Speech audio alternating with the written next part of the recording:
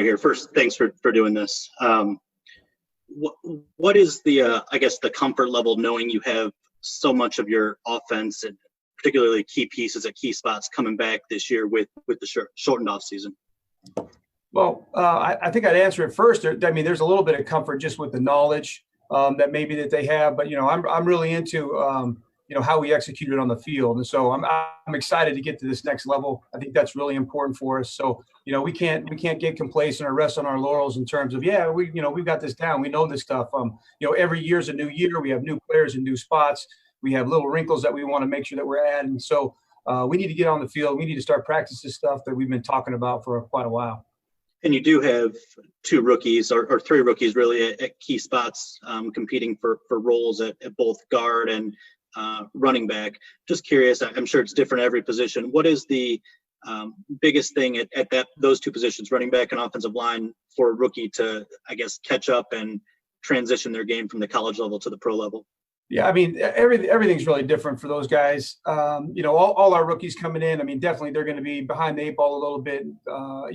The Zoom meetings, I think, have helped. I mean, we've had more meeting time than we've ever had. So in terms of the information, I think they're going to be able to handle some of that. But still, you have to have the applied science. You got to get out there on the grass and be able to see them react and read. And there's going to be guys, in offensive line. You've always heard me talk about it. The combinations and how your guy next to you is coming off a combination, how they communicate, how they pass things off.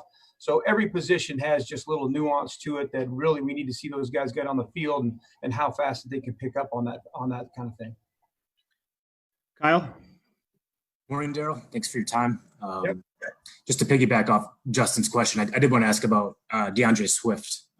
Matt talked a little bit about him yesterday. I know it's super early. You haven't got these guys on the field yet, but what are your early impressions of this guy, just having him around the building and being in meetings with him? And going forward, I know that the preseason games and the joint practices are nice barometers to judge a running back by. How do you go about, just evaluating his kind of progress without having those opportunities to, see him in a contact situation? Yeah, I think obviously everybody's in the same situation across the league. I mean, we're not going to have preseason games. It's the way it is. So, we're going to have to find, new ways to gain that information. As far as DeAndre is going, I think he's done a really nice job in the meetings, in the Zoom meetings. There's different settings in terms of where there's been just the rookies, but now we've obviously had the vets in there as well. I think he's been quiet. He's trying to, gain as much information as he can, kind of find his place with what he needs to do. But I think he's picked up the information pretty well, and I'm excited to get him out on the grass and see exactly what he's got. See, how he can take this information from the meeting rooms and put it on the field, and how well that he can make the adjustments, and see the things that he needs to see to play at a high level for us. And that remains to be seen. Unfortunately, since we haven't been out there on the grass very much, I think a lot of the questions, that's going to be the answer. We have to wait and see, whether it's the new offensive linemen, and really everybody across the board, how they're going to fit into our offense, how I'm going to be able to use them. And DeAndre is no different than that. Go Dave next. Morning, Darrell. Hope you're doing well. Two quick things for you too. First, just the guys that have missed time right now that have been on the COVID list, are they missing anything, practically with the meetings, or are they still able to attend the meetings? They were able to attend all the meetings. They've been the majority of it's been virtual. And so the guys that are not in the building, as far as the football stuff, they've been able to get through Zoom. Okay. And then second, and this is more about the pandemic, I guess, than football, but we saw the Mid-American Conference today cancel the football season, and other, schools have eliminated non-revenue sports. Just as the parent of softball players, how much do you worry about, what impact this whole pandemic will have, whether it's, on the health of your daughters or, future opportunities they may have in the sports or whatever, I guess? Yeah, I think that's a great question. It's, I remember, when this first pandemic happened, it was right during the softball season. I think they had played 13, 14 games, somewhere in there. And then it was just boom, it was canceled. And, you would think that after a whole year, basically, that by the time they're playing again, that there wouldn't be any question about it. But it's still in question. And, I think I think it's hard for a lot of those, those college kids that have worked their whole life, and this was their dream to get those scholarship opportunities. And, some of them are losing those opportunities. So those are tough. I mean, they put a lot of work in. When I was home during the pandemic and between meetings, I was out there throwing, and we were playing catch and feeding a bunch of batting practice to her. So she's working really hard. Just in my case, my daughter, and but there's still that question. They don't know. They'd love to have answers, and they all are just chomping at the bit to be able to play just like we are. But we're kind of in that case too. It's really a day by day, week by week thing. We have no idea what's going to happen past that. Just to be clear, do you have one daughter that's playing in college right now, or two? Yeah, or I have one. Okay. Thank you. Go Mike Rothstein. Hey, Darrell. Thanks for doing this. I have one serious question, then kind of one not serious question. The not serious one first. Is this the first time really in your professional career you've kind of grown a beard? Because when you look back at all your pictures, you don't have one. Is there any significance behind it all, or just kind of pandemic? This was just a quarantine beard. I was like, okay, I'm going to be lazy. I've actually never had a beard in my life. So not just in football season, but never, ever. I kind of just let it go, see what would happen. And, then my wife ends up liking it. And I got a couple of comments like I look younger. So I don't know, maybe, if I'm turning back the clock and it's helping me, then, maybe I need to keep it. But I haven't decided if I'm going to keep it the whole time, but we're still kind of in that bubble kind of deal. So I'm just going with it right now. And more football wise, where in your offense, where do you think Kenny can take maybe another step this season? Where do you look for that from him? Yeah, and how you maybe use him or. Yeah, he had a really nice year last year for us, and we hope that he continues to have many more like that. There's specific things that we're talking to him that he can take his game to the next level, but really you want him to be thought of in those upper echelon guys with the Hopkins and Thomas and those type of players where he really is dictating to the defense like how they have to cover. Sometimes that's where that guy gets double covered. He's worried about all the time, and you help your teammates. But when you're in that go-to opportunity, and that's the guy. It's like everybody knows Kenny Galladay is getting the ball, and everybody knows that he's going to still make the play. And that's really where we're trying to get him to be that dominant level player. Thanks, I appreciate it. All right, we'll go Chris Burke for last question. Sorry about that. Thanks, Darrell, for the time. Back at the draft, a few GMs, including Bob, said that there might be some things that they took from this offseason that they might be able to carry over that kind of worked better than they expected. And, just so you're not in the building 120 hours a week and all those sorts of things. Was there anything that has sort of surprised you with how effective it's been over the last few months, or are you just kind of itching to get back to normal here? Well, probably two parts of that. I'm really itching to get back. I mean, I think it would be great for just everybody, the country, the mindset to be able to get back to a little bit of normalcy. And I think football on Sundays and Mondays and Thursdays is a huge part of that. But I just hope it's something, it's always from my perspective. I only have two things that I do. I love my family and I love football. And when I'm not doing football, I'm doing family. And I think it's really important for us to learn from this pandemic that we've had. And, there's really not a whole lot that we can do season wise. I mean, we're going to grind it out, but I think in the off season, it might have opened some people's eyes, like how effective that we can be, and maybe some adjustments that, we don't have to be in here in the office every single day. But again, that's the guys above me that make those decisions. But, we have a great example, and, thought we had a successful draft. We were able to communicate clearly. We were able to get the information that we needed. We were still able to have a great offseason in terms of, studying and getting better as an offense, and, and the changes that we're going to make offensively, defensively, those type of things. So we know that it can be effective, and, we just have to keep that in our minds when the season's over and we go into that the final parts of the beginning of the offseason next year to really look back, make smart decisions, and say, there is more family time in here that we can spend, and, we'll have to see if that happens. Thank you. All right, thanks, Bev. Guys, go ahead and stay on the line, and we'll have Cory on here shortly. Appreciate it. Darrell. Thanks, Darrell.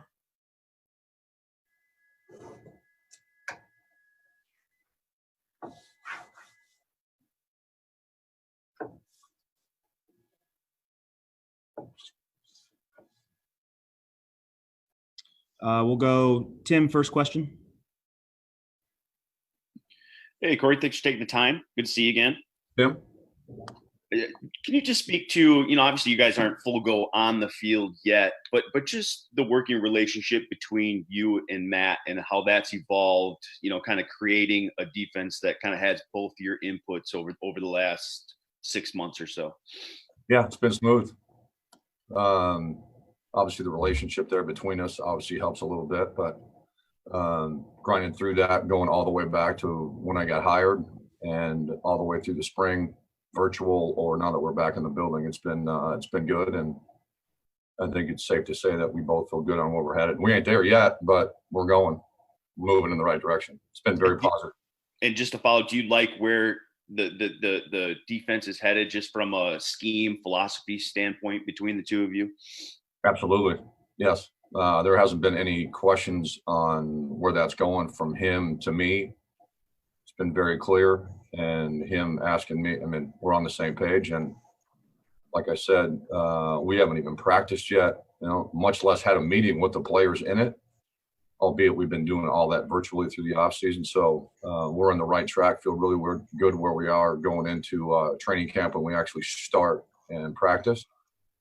Got a bunch of meetings coming up here before that happens, but yeah, there's no same page, right direction, arrow up. Okay, we'll go Kyle. Next question. Yeah, morning, Cory. Thanks for your time. I was wondering if you could speak on, excuse me, the challenge of Jeff Okudah and what awaits him. I know it's early; you haven't seen him on the field yet, but your early impressions of the guy, and then him being able to transition at a pretty difficult position as a rookie, and obviously the expectations that he has on him to perform. Yeah, I think I would agree with all that as far as the challenge goes for that position. I don't care if you're a rookie or you're a 6-year vet. Stand out there and line up on Sundays against any team. I don't care what team it is. That's a challenge. We all know what that looks like out there.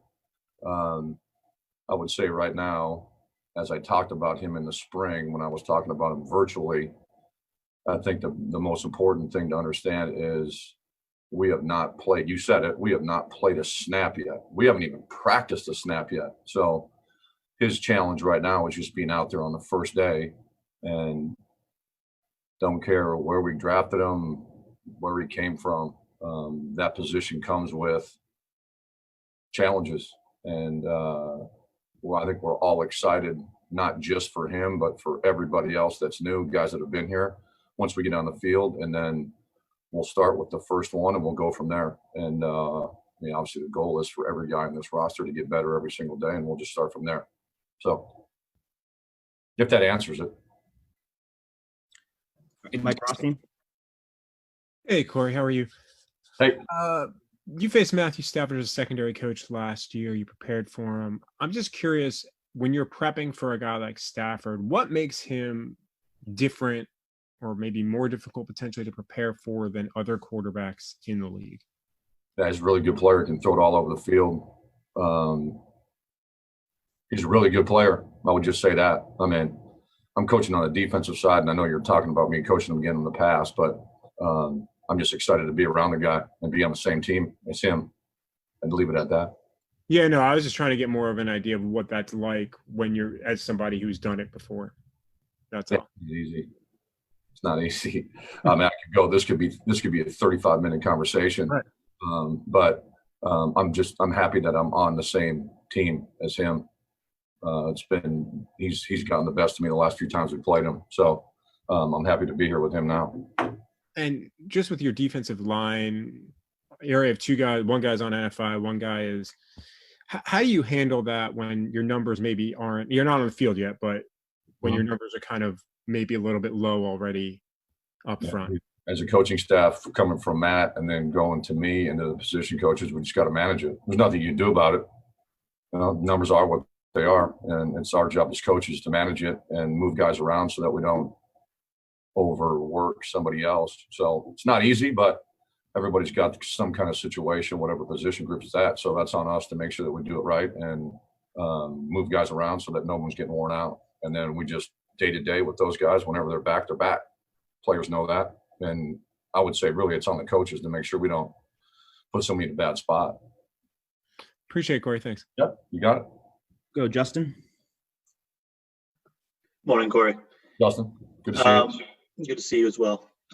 When looking at your linebacking group, you got a lot of versatility there. Guys like Jared, Christian, Jamie have all played on the line of scrimmage and off the ball.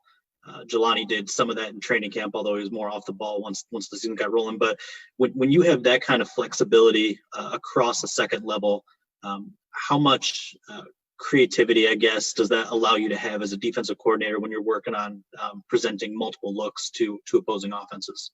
Yeah, I mean, you kind of posed that in the question, but you kind of answered it at the same time. It's a bonus to have all those guys, the entire group. And then, I mean, you described it. You got a bunch of versatility. That's kind of that's what we're based on in this defense. You know that. So the more guys you can have that understand it, have played in it already, even with some of the new guys that we brought in, it's a bonus. And I look forward to getting into this situation once we're out there practicing and moving those pieces around. So it's a good spot to be in. We'll go last question, Dave. Morning, Cory. Good to see you again. Hey, Dave. Two things for you. First of all, and I apologize, I was not on your Zoom in the spring. So if you answer this, I apologize. You missed much. Yeah. Has it been determined yet? Will you be calling plays this fall on defense? We are trying to get through the first day of training camp here first. I wouldn't change my answer from Mobile to June to now. We're going to figure it out. And I'll say this. We don't play a game until the second week in September. And, this will be weird, but you guys, the way that we are right now, we are day to day, man. I'm focused right now and trying to get through tomorrow I don't know if you know, tomorrow will be the first time I have the defense, all the players in the meeting room. This will be the first time since I got hired in January. So the only thing I care about right now is that meeting tomorrow morning. That's it. That's got to be a weird dynamic then, right? I mean, being so long, like you excited? What sort of, what do you go through before that meeting and having to wait so long for it too? Yeah, to say excited would be an understatement, obviously, but the respect that I have for virtual meeting right now and the way that whole spring was, I know I talked about this a lot in June, but, if you're having a conversation with somebody and you have the ability to look them in the eyes and have a conversation like we are right now, I don't care if you're in person or not, but this classroom or this media situation that we're in right now and doing that all spring, I've got a great feel for all those guys. And I think they all have a great feel for me, whether we were in the meeting room or virtual. However, there obviously is a different feel when you can do it after 6 months and then now you're physically in the same room. There is a difference. We know that. And yeah, I can't wait. And I think they would say the same. I can't answer that. But I'm sorry about that. The other thing I wanted to ask you about was Doug Peterson. Obviously, you were close with him, spent a couple of years with him. Hit the news the other day that he caught the virus. Just how did that strike you, on a personal level, I guess? Yeah, checked on him. He's good. Yeah. Anybody, player, coach that family member. Your first thought is obviously for the safety of him and for his family, his wife Jeannie, and the kids. And he assured us that he's good, so I'm good. Got time for one more, guys, if anyone's got one. Go ahead, Justin. When we asked guys about you kind of through the course of the offseason, players, a lot of them said that you really made a concerted effort to show that you cared for them and were interested in them as people. How do you go about doing that, and why is it really important to establish that relationship early as a coach? I'm not sure I can go through how to do that. I would say we'd have to spend some time together, and then you'd have to answer that. In this profession, obviously we're in it. Everybody's in it for different reasons. I'm in it for one reason, and that's relationships. That's it. And the players know this, and I'll leave this short, but my number one goal is for that they, at the end of the day, win, lose, whatever, that they know I care about them. That's That's my goal as a coach, coordinator, position coach, quality control, whatever it is. That's my core philosophy. And we obviously got to talk ball, and we're going to do all that stuff. I mean, I can flip the switch now too. But at the end of the day, they know that I got their back, and that's the most important thing for me. So. All right. Thanks, Cory. We'll bring on Brayden next here, guys. Hang on. Thank you, Cory. Thank you. Thanks for time. No problem. Hey, I'm just curious. I know you haven't seen the guys out on the field yet, but just your expectation for that competition at punter, and what do you want to see from both those guys? Yeah, I'm really excited about it. Really excited about both of those guys. You know, we're going to have competition across the board at every position, not just punter. I know that's the big one, but you know, if you ask the guys, that's kind of the number one thing we've been talking about since day one is competition. I think that makes everybody better. With those two guys, they're both very talented. I think they both have high ceilings. It's just a matter of, you know, going out and doing it. Neither of them have done it in a game. And with no preseason, that's definitely going to be a little different. But we're going to find ways to make it hyper competitive in practice and put them under pressure situations. And, you know, we'll see who rises to the top. But I'm really, really excited for both of those guys. Go, Rothstein. Hey, Brayden, how are you? Great, Mike. How are you, man? I'm good. The MAC postponed or canceled seems like it's, you know, still up in the air. Football today. As a former MAC player, what was your reaction when you heard that this morning? And have you reached out to anybody at Miami of Ohio already? Yeah, I mean, gosh, it's probably literally 10 minutes since I seen that news. We were in a meeting, broke the meeting, happened to see that before I came down here. It's devastating. You know, my time at Miami to this day is you know, some of the best years of my life. Lifelong relationships and friendships, and all that started with the football program. So I'm really hurt for those guys. I have friends who coach in the MAC. Got to reach out to them. Obviously disappointed for them. So it's unfortunate. There's obviously been a lot of unfortunate circumstances over the last several months. And, you know, hopefully the people that were entrusted to make these decisions, you know, have a good feel for what's best and are making the right decisions. But even if it's the right decision, it's still really disappointing, especially for the kids, you know, in those programs right now that are never going to get that time back. So hopefully they work something out for the spring or figure something out because, yeah, really, really disappointing. Just kind of sad for the people involved right now. And your dad being at Ohio State, what have conversations been like with him? Because they've had to, you know, postpone practices, put stops on it. What have those conversations been like? Long. But he's been a really valuable resource for me, like he always is, always has been. You know, kind of the timing of things where they kind of got started first and then took a break, and then we kind of got started. We've really been able to bounce things off of each other. He's been able to kind of just give me a heads up on what to expect, what doesn't work, what's the best mask to wear at practice. I mean, really, the amount of things that you don't really think about until you talk to somebody else about it are infinite. So kind of blessed, I guess, in that way to have somebody close that I can trust to talk to. And I think he's like everybody else, trying to work his way through it and frustrated that we can't just go play ball and do things the way that we're used to doing. But, you know, knowing him, he'll adjust, he'll be fine. I know that they're really hoping they can play because I think they feel pretty good about the team they got this year. So we're all hoping it works out, and I think they're doing the best they can given the circumstances. Out of curiosity, what mask did he tell you to buy?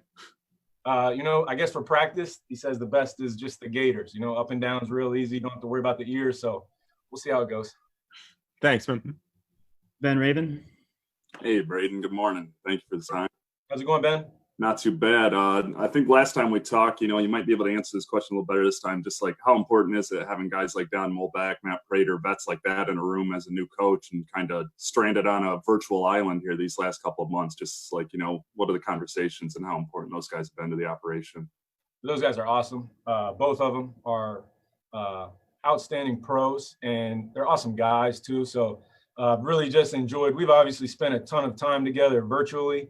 Getting to know each other. You know, those relationships are going to be very important. Yeah, having those guys here, being new in the building for one, and just kind of being able to get a feel for how things go. They've been invaluable in that way. And I think, you know, the less time we've had to be on the field, it's comforting to know that, whatever practice time we get, whenever we get to week 1, those guys will be ready to go when called upon. So definitely been very, very grateful to have both of those guys, and looking forward to seeing them both get out there. Kyle? Brayden, thanks for your time, man. I'm just curious, what do you like about having an Australian rules punter, in camp and potentially in season? What's the upside there? What do you like about having that kind of guy around? Yeah, that's not really on the list of things that I'm trying to find. But Aaron was an interesting guy coming out. Didn't know a whole lot about him as an early out junior. Obviously, he's an older guy. So met him at the combine. Probably was first just drawn to his demeanor. The way that he's wired is something that kind of really vibes with me. The fact that he's Australian, the biggest bonus really from that is that he's played professional sports. So I know he's ready for the moment when it comes. And just as a general thing with the Aussie guys, they have the ability just kind of naturally, the way that they come up, playing that sport, to do all kind of different kicks. It's not necessarily just the typical spiral punts or the typical, end over end, what we call in the plus 50. They can do all kinds of things. And a lot of the guys here in the U.S. are starting to learn those things at a younger age. So Jack's got a lot of tricks in his bag too, but just in general, the Aussie guys can be, they have a lot of weapons that you can do different things and try to keep guys on their toes. All right, we'll go Dave, then Chris. Morning, Brayden. Hope you're doing well. Hope the family's settling in to Metro Detroit here. Nice. Yeah, you too. So we were just talking about the punting jab. How about the long snapper battle? It's another one that people will be watching. Just with Wordle, can you just go back to what you liked about him from January, A, and then B? Typically guys, a young guy, both him and Aaron for that matter, would have all spring to impress you as well. It's sort of condensed here. I don't know. Is it going to be tougher to get an actual gauge on what they can do given the limited amount of time you'll have them on the field? Sure. So your first question was on Steve. It was really, retrospectively, it's been even probably a bigger deal that we had that week together. Had a chance to get to know him there, and probably would say similarly to Aaron, was just drawn to his demeanor, the way he goes about his business, the way he handles himself. Had a chance to see him snap up close in person. All that stuff was great. He's been great all spring, and I'm excited to have him here and get him going with the rest of the guys. In terms of those guys not having a spring, I think it's like any rookie at any position. They miss time. There's no way around it. We've done everything we can to try to give them things to work on and try to stay on top of them. But there's really no replacement for being on the football field with other NFL football players, right? So, we're going to have to make up for lost time as we go, and we're going to make it tough on them here in practice. But I'm confident in both of those guys as players and as guys that they'll be up for the challenge and they'll be ready to go. And what you've seen from long snappers, I think people look at the snapping, but maybe the blocking and some of that is more or just as important for you as well. How difficult is that for a young guy to pick up? I think that's really snapping the football is not that different, right, from college to the NFL. But the big adjustment for those guys is always the protection because it's just the different rules, the different looks that they get. We're going to play Chicago week 1, and they got some big, powerful guys that they're going to line up across from whoever our snapper is. And if that happens to be Steve, he hasn't seen that before. You don't get that a lot in college. So that's definitely where he's got to make up the most ground. So we've been working on it, been giving him things to do, and just kind of trying to help him with it over the video. And we're going to continue that now in person. So he'll be ready. Thank you. All right, Chris, last question. Hey, thanks for the time. Kind of a broad one here, I guess, but obviously it's a condensed schedule here. You're going to have 2-3 weeks in pads before you have to make some big roster decisions. And a lot of those roster decisions come down to who can contribute on special teams. So just kind of wondering if you could explain a little bit about what you'll be looking for from those guys, once you get the pads on to try and help make those decisions. Sure. It's not just me. We got to do it collectively as a staff. So you got to find the right combination of guys who can help on offense or defense and on special teams. So we're fortunate with Cory and Bev and obviously Coach Patricia that stuff's all really seamless for us. That goes really, easily. As far as what we're looking for, obviously we want, good football players and athletic football players, but kind of what I've communicated to the guys is that the two things for me that are really non-starters is we got to have toughness and competitiveness. So that's going to be kind of at the foundation of everything that we do. And if you don't have those two things, it's going to be hard pressed for you, no matter how fast you run. We're going to play fast, play physical, all those things as well. Good athletes, but really it's starting with guys who are ready to go compete, who aren't going to back down, play with confidence. That's kind of what I want these guys to be about collectively. Have you been able to do any of that evaluation in the past 3-4 months, or do you really have to see those guys out there? I mean, it's hard, right? We're not out there going against one another, but I think as a coach, part of our job and our responsibility is being able to evaluate. And for me personally, I think you can get a lot of evaluation done by talking to guys. And the thing here about this place that gives me such a peace of mind is there's a lot of really good players and competitive guys. I mean, we got a deep group, and I think that kind of forces them all to realize here early on that they got to step up. And if they don't, then they're not going to be here because we're too deep. There's too much talent for anybody to kind of just try to skate by and think that that's going to work out for them. Everybody's got to raise their level. And I think the more competition we have, the better everybody's going to be. They'll all make each other better. And then collectively, I think that helps rise the level of the group. All right. Thanks, Brayden. Thank you guys for your time this morning. Hey, real quick, Eamon, I just wanted to make sure that I said just how grateful I am to everybody here in the organization that has really, busted their butt all summer to make this place safe for us and to get things done so that we can get to football. Gina, Kevin Anderson, Tim O'Neill, our equipment guy, Dave Granito, Mike Disner, a lot of people here in the building that had to do a lot of things that they never really signed up for, weren't part of their job description. While quite frankly, I spent a lot of the summer on a boat. So just really appreciative of those people. I don't think we would be able to get any of this done without them. So it's important to me that just kind of acknowledge all the hard work that they've put into this to make it safe for all of us here. So didn't want to leave that out.